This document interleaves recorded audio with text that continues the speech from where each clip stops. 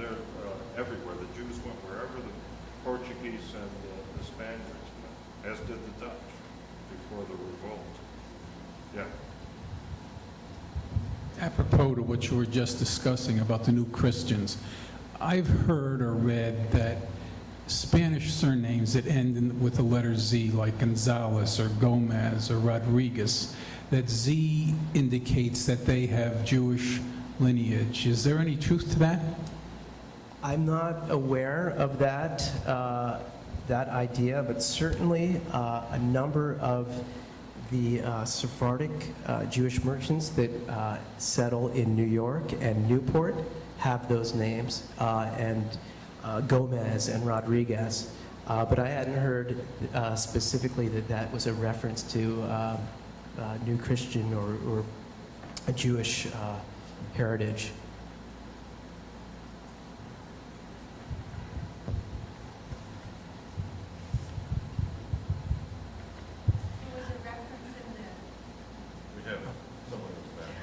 I've just recently finished a historical novel about New York. It's actually about the period right after this, but there are Tedesco Jews mentioned in it also, and the only, I think the main Jewish character in it is named Da Silva, Simon Da Silva, and he had come to New York or New Netherland, I'm not sure exactly when he arrived, from Brazil,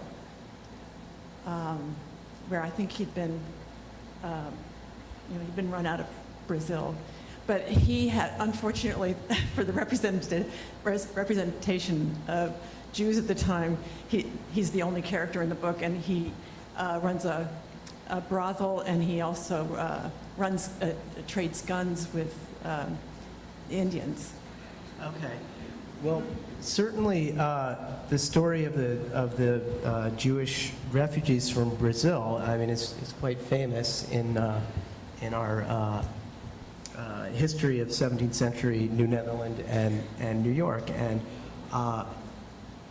it's quite possible that that character is based on one of the 23 Sephardic refugees. The story is that the Dutch had controlled the Pernambuco region of Brazil beginning in early 1630, but I would say for about 12 years, 12 to 15 years, they really developed a very lucrative sugar colony there. They essentially took over for the existing Portuguese series of plantations and networks and funneled that sugar back to the Netherlands. Well, then Catholic Portuguese planters rose up in rebellion against Dutch authority.